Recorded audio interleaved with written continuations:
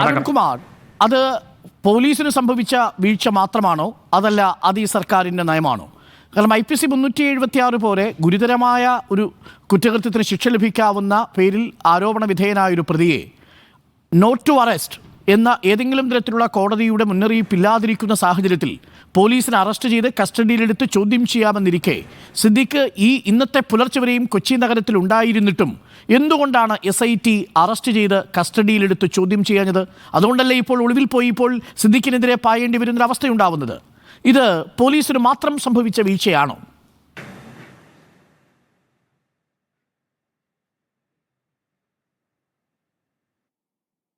എടുക്കേണ്ടത് ഗവൺമെന്റിനെ സംബന്ധിച്ചിടത്തോളം ഹേമ കമ്മിറ്റി റിപ്പോർട്ടിന് ശേഷം ഉരുത്തിരിഞ്ഞു വന്ന നിരവധി പരാതികൾ, ആ പരാതികൾ വന്നപ്പോൾ തന്നെ ഏതെങ്കിലും കോടതിയുടെ ഉത്തരവില്ലാതെ തന്നെ ഒരു സ്പെഷ്യൽ ഇൻവെസ്റ്റിഗേഷൻ ടീമിനെ ഉണ്ടാക്കി ഏറ്റവും പ്രധാനപ്പെട്ട അന്വേഷണ ഉദ്യോഗസ്ഥന്മാർ, പ്രത്യേകിച്ച് വനിതാ SP-മാരെ എല്ലാം ഉൾപ്പെടുത്തിക്കൊണ്ടാണ് ഒരു സ്പെഷ്യൽ ടീമിനെ ഉണ്ടാക്കിയത്. പിന്നീട് വന്ന പരാതികളെല്ലാം ആ ടീമിനെ ഏൽപ്പിച്ചു. ബഹുമാനപ്പെട്ട ഹൈക്കോടതി ഡിവിഷൻ ബെഞ്ച് സെപ്റ്റംബർ മാസം 10-ാം തീയതി പുറപ്പെടുവിച്ച ഉത്തരവ് പ്രകാരം ഹേമ കമ്മിറ്റി റിപ്പോർട്ടിന്റെ ഫൈൻഡിങ്ങിൽ ഉൾപ്പെട്ട പരാമർശങ്ങൾ കൂടി ഈ സ്പെഷ്യൽ ഇൻവെസ്റ്റിഗേഷൻ ടീമിന്റെ ഭാഗമായി ഉൾപ്പെടുത്താനും അവർക്ക് റെഫർ ചെയ്യാനും പറഞ്ഞു. ആ മൊത്തത്തിലുള്ള റിപ്പോർട്ടും ഈ ടീമിനെ ഏൽപ്പിച്ചു. ഇതിന്റെ എല്ലാ കാര്യങ്ങളും ചെയ്യുന്നത് സ്പെഷ്യൽ ഇൻവെസ്റ്റിഗേഷൻ ടീമാണ്. ഗവൺമെന്റിനെ സംബന്ധിച്ചിടത്തോളം ഇൻവെസ്റ്റിഗേഷന്റെ ഒരു ഘട്ടത്തിലും ഇടപെടുകയോ എന്തെങ്കിലും നിർദ്ദേശം കൊടുക്കുകയോ ഒന്നും ചെയ്യുന്ന ഒരു സാഹചര്യമില്ല.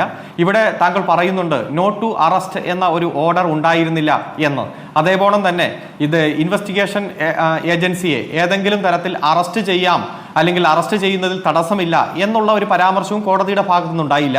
സാധാരണ ഹൈക്കോടതിയിൽ ഒരു മുൻകൂർ ജാമ്യം പെൻഡിങ് നിൽക്കുമ്പോൾ അത് ആ ജാമ്യ ഉത്തരവ് വരുന്നത് വരെ അതിന്റെ അന്തിമവാദം ഇരു കൂട്ടരുടെയും നടന്ന് വിധിക്ക് മാറ്റി അല്ലെങ്കിൽ അന്ന് തന്നെ വിധി പറയും. ആ വിധി പറയുന്നത് വരെ സ്വാഭാവികമായും അറസ്റ്റ് ഉണ്ടാകാറില്ല. സാധാരണ നിയമപരമായി അറസ്റ്റ് ചെയ്യാൻ തടസ്സങ്ങളില്ല എന്നിരുന്നാലും ആ വിധിയെ ബഹുമാനിക്കുക, ആ കോടതിയെ വിശ്വാസത്തിലെടുക്കുക, അതുവരെ പെൻഡിങ് നിൽക്കുക അല്ലെങ്കിൽ കാത്തിരിക്കുക എന്നതാണ് സാധാരണ എല്ലാം ഇൻവെസ്റ്റിഗേഷൻ ഏജൻസി ചെയ്യാറ്. അത് തന്നെ ചെയ്തിട്ടുണ്ടാകും എന്ന് തന്നെയാണ് ഞാൻ വിശ്വസിക്കുന്നത്.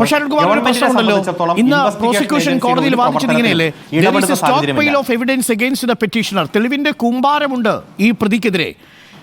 ഏതെങ്കിലും തരത്തിൽ അദ്ദേഹത്തിന് ജാമ്യം നൽകുകയാണെങ്കിൽ considering his influence and clout, സമൂഹത്തിലുള്ള അദ്ദേഹത്തിന്റെ പദവിയും സ്വാധീനവും കണക്കിലെടുത്താൽ he would tamper with evidence and threaten the witnesses, തെളിവുകൾ നശിപ്പിക്കാനും സാക്ഷികളെ സ്വാധീനിക്കാനും സാധ്യതയുണ്ട് എന്ന് പറഞ്ഞത് ഇതേ പ്രോസിക്യൂഷനാണ്.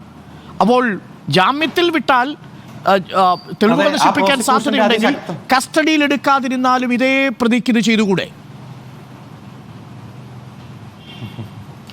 അതായത് ഒരു കേസിനെ സംബന്ധിച്ചിടത്തോളം കൃത്യമായി അന്വേഷണം നടത്തുന്ന ഇൻവെസ്റ്റിഗേഷൻ ഏജൻസിക്ക് അതിൻ്റെ തെളിവ് ശേഖരിക്കാനും പ്രതിയെ സമയത്ത് കസ്റ്റഡിയിലെടുക്കാനും കോടതിയുടെ മുന്നിൽ നിൽക്കുന്ന ബെയിൽ ആപ്ലിക്കേഷനിൽ അതിശക്തമായിട്ടുള്ള എതിർപ്പ് രേഖപ്പെടുത്താനും കോടതി ആവശ്യപ്പെടുന്ന രേഖകൾ വാദമധ്യേ ഹാജരാക്കാനും അതുപോലെ തന്നെ കോടതിയിൽ പ്രോസിക്യൂഷന്റെ വാദങ്ങൾ ശക്തമായിട്ട് നിരത്താനുമുള്ള ശേഷിയുണ്ടല്ലോ.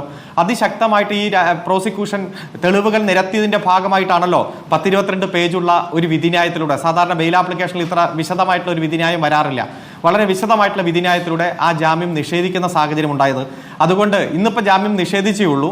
എത്രയും പെട്ടെന്ന് ഇപ്പോൾ എല്ലാ എയർപോർട്ടിലേക്കും അതുപോലെ എല്ലാ റെയിൽവേ സ്റ്റേഷനിലേക്കും എല്ലാം കൃത്യമായിട്ടുള്ള നിർദ്ദേശം കൊടുത്തിട്ടുണ്ട്. ലുക്കൌട്ട് നോട്ടീസ് പുറപ്പെടുവിച്ചിട്ടുണ്ട്.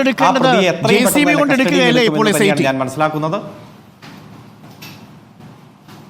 അല്ല, നിങ്ങൾ ഒരു കാര്യം ശ്രദ്ധിക്കേണ്ടത്, ബഹുമാനപ്പെട്ട ഡിവിഷൻ ബെഞ്ച് സെപ്റ്റംബർ മാസം 10-ാം തീയതി പുറപ്പെടുവിച്ച ഉത്തരവിന്റെ അവസാനത്തെ 6 ഖണ്ഡികകളിൽ 4-ാമത്തെ ഖണ്ഡികയിൽ കൃത്യമായി പറഞ്ഞിട്ടുണ്ട്, ഏതെങ്കിലും തരത്തിൽ ഇൻവെസ്റ്റിഗേഷൻ ഏജൻസിക്ക് സമ്മർദ്ദമോ മറ്റു തരത്തിലുള്ള ഒരു ബുദ്ധിമുട്ടോ അല്ലെങ്കിൽ മറ്റു തരത്തിലുള്ള നിർദ്ദേശമോ ഒരു തരത്തിലുള്ള സമ്മർദ്ദം ഉണ്ടാക്കാത്ത തരത്തിൽ വേണം ഇവിടുത്തെ ദൃശ്യമാധ്യമങ്ങളും സോഷ്യൽ മീഡിയയിലും മാധ്യമങ്ങളും എല്ലാം പ്രവർത്തിക്കേണ്ടത് എന്ന് കൃത്യമായി തന്നെ ഡിവിഷൻ ബെഞ്ച് പറഞ്ഞിട്ടുണ്ട്.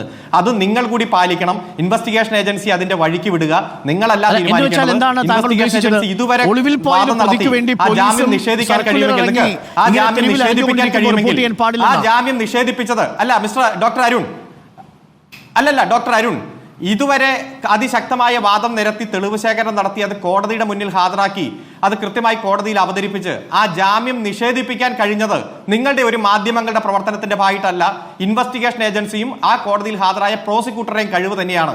അതുകൊണ്ട് ആ ഞങ്ങൾ കോടതിയെ സ്വാധീനിക്കാറൊന്നുമില്ല. കോടതിയിൽ ഞങ്ങൾക്കൊരു റോളുമില്ല. പ്രോസിക്യൂഷനും അന്വേഷണ ഏജൻസിക്കും ഒക്കെ തന്നെയാണ് റോൾ ഉള്ളത്. അരുൺ, എന്റെ ചോദ്യം വളരെ ലളിതമായിരുന്നു. അതായത് കസ്റ്റഡിയിൽ എടുത്ത് ചോദ്യം ചെയ്തിരുന്നുവെങ്കിൽ ഇന്ന് പ്രോസിക്യൂഷൻ പറഞ്ഞിരുന്ന ഈ സ്വാധീനമുള്ള ഈ പ്രതിക്ക് തെളിവുകൾ നശിപ്പിക്കാനുള്ള സമയം കിട്ടില്ലായിരുന്നു. അതാണ് ഹരീഷ് വാസുദേവൻ ചൂണ്ടിക്കാണിച്ചത്. ആ ഇലക്ട്രോണിക് തെളിവുകൾ അദ്ദേഹം മാറ്റിയിട്ടുണ്ടാവില്ലേ? പരാതി കിട്ടുന്ന സമയം തന്നെ FIR ഇടുന്ന നിമിഷം തന്നെ 376 ചാർജ് ചെയ്താൽ ഇമ്മീഡിയറ്റ്ലി ഈ പ്രതിയെ കസ്റ്റഡിയിലെടുക്കാൻ എന്തായിരുന്നു തടസ്സം? അല്ല, ഞാൻ പറഞ്ഞല്ലോ, ഇപ്പൊ ഹരീഷ് വാസുദേവനും ഈ കേസിന് വേണ്ടി അഡ്വക്കേറ്റ് ഹരീഷ് വാസുദേവനും ഈ കേസിന് വേണ്ടി ഹാജരായ അഭിഭാഷകൻ എന്ന രൂപത്തിൽ അദ്ദേഹം ചില വാദങ്ങൾ അദ്ദേഹത്തിന്റെ ഭാഗമായിട്ട് ഉന്നയിക്കും. പക്ഷെ അദ്ദേഹം ക്രിമിനൽ കോടതിയിൽ പ്രാക്ടീസ് ചെയ്യുന്ന ഒരു അഭിഭാഷകനാണ്, കൃത്യമായിട്ട് എനിക്കത് ബോധ്യമുള്ളതുമാണ്. അതുകൊണ്ട് ഒരു ജാമ്യാപേക്ഷ ഫയൽ ചെയ്താൽ അപ്പം തന്നെ എന്തുകൊണ്ട് അറസ്റ്റ് ചെയ്യുന്നില്ല? കോടതി വിശദമായി വാദം കേട്ട് വിധി പറയാൻ മാറ്റിയിരിക്കുന്ന ഒരു കേസ്, ആ വിധി വരുന്നത് വരെ ഇൻവെസ്റ്റിഗേഷൻ ഏജൻസി ആ വിധിയെ ബഹുമാനിച്ച് കാത്തിരിക്കുന്ന രീതിയെല്ലാം ബഹുമാനപ്പെട്ട ഹൈക്കോടതിയിൽ ദൈനംദിനം നമ്മൾ കാണുന്നതാണ്. അതുകൊണ്ട് ഇതിൽ ഇൻവെസ്റ്റിഗേഷൻ ഏജൻസി സമയോചിതമായി കൃത്യമായിട്ട് തന്നെ പ്രവർത്തിക്കും. ഒരു സമ്മർദ്ദവുമില്ല. സമ്മർദ്ദം ഉണ്ടാക്കാതിരുന്നാൽ മതി. അത് തന്നെയാണ് ബഹുമാനപ്പെട്ട ബെഞ്ച് പറഞ്ഞിരിക്കുന്നത്.